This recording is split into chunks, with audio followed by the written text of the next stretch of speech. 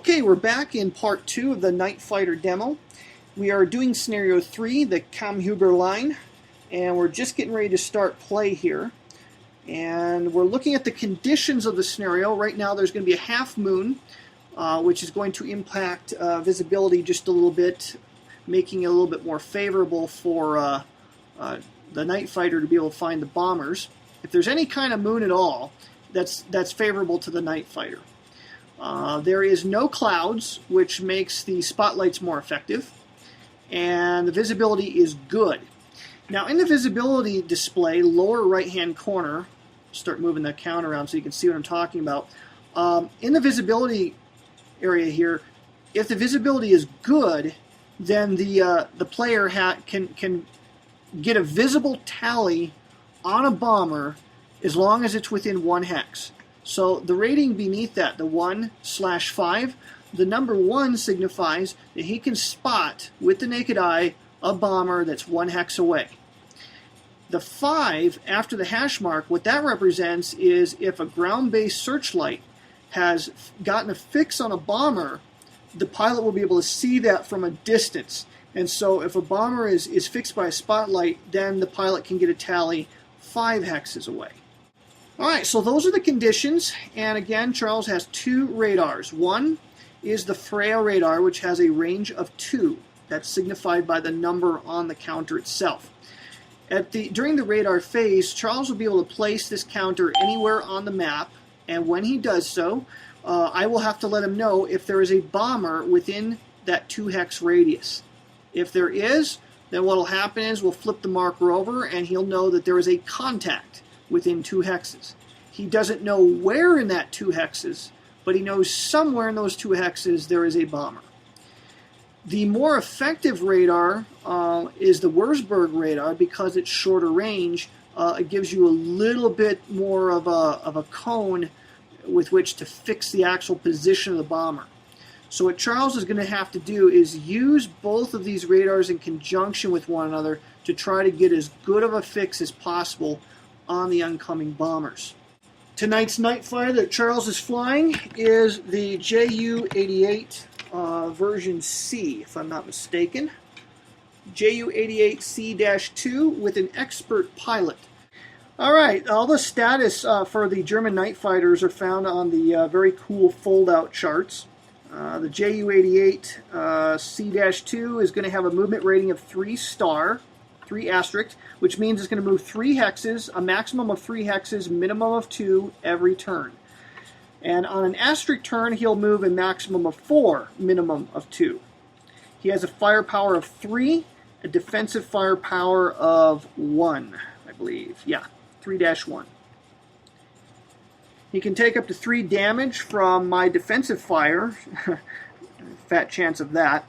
And he's got good visibility because it's a multi-crew aircraft. With good visibility, he'll have an advantage at spotting aircraft as well. So that's the status of the Nightfighter. Your opponent tonight, Charles, is 3 Wellington Mark 1C bombers. These bombers have a movement rating of 2 asterisk. It means they'll move 2 movement points every turn. On asterisk turns, they will move 3 movement points towards the bottom of the map. The Wellingtons have a firepower of 2 if they should ever get the opportunity to take defensive action. It only takes 3 damage to shoot them down, so they're quite fragile pieces of equipment. And that's about it. Alright, I'm going to turn your attention to the sequence of play. On the right-hand side of your screen below the turn track, there is a sequence of play.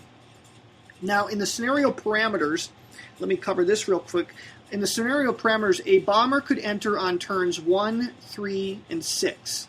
Now, it is the umpire's prerogative to delay the entry of a bomber. So just because I can enter a bomber on that turn doesn't mean I have to. I do have to enter that bomber within 3 turns. I can't delay, like if I got a bomber coming on turn 1, the longest I can delay it is turn 3. All right, after turn, if I delay it on turn 1, delay it on turn 2, turn 3, he has to come on board. on the sequence of play, the first thing that happens every turn is all the bombers on the map are going to move. And they'll move their maximum movement rating towards the bottom of the screen.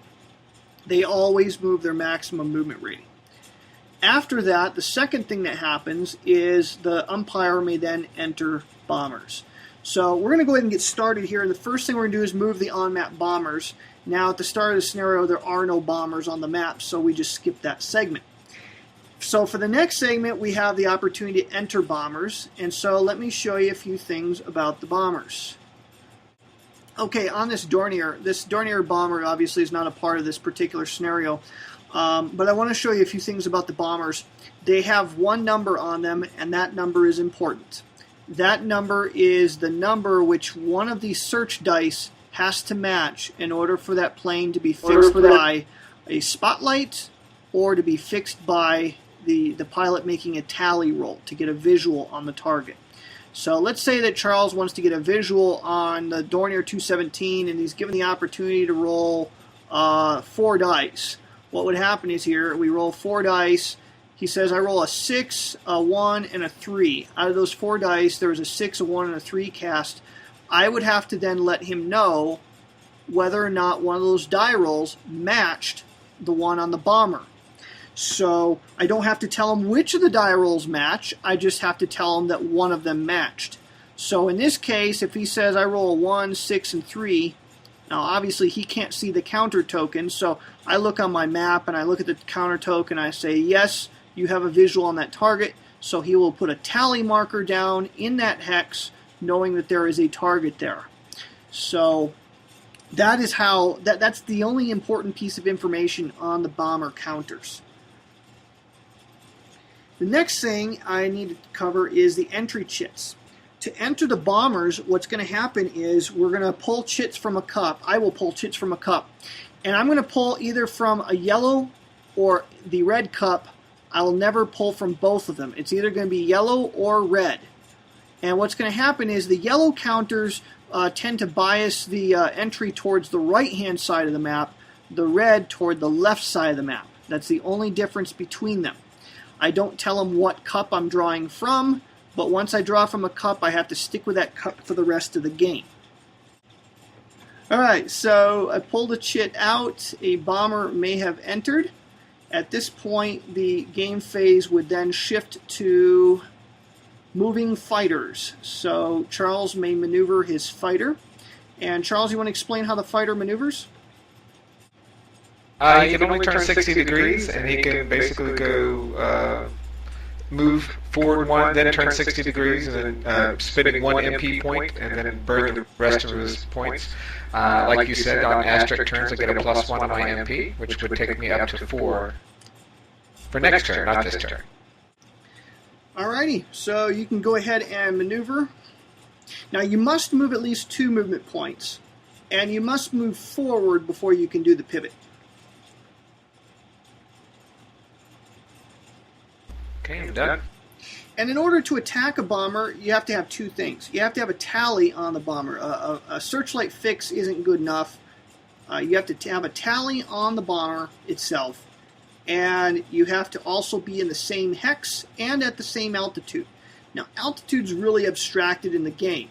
Most scenarios, it's not going to say anything about altitude. There are some scenarios that will give the fighter a altitude advantage, which they can spend to move an extra movement point X number of times. And at any point, they can choose to descend to the bomber's altitude, at which point they never regain their altitude advantage. Okay, so he's gone ahead and moved his fighters. We ignore the flak phase, so it's to radar search phase. So Charles, you may place your radar search phase counters in just a moment. Let me go ahead and reset the recorder here for the next segment.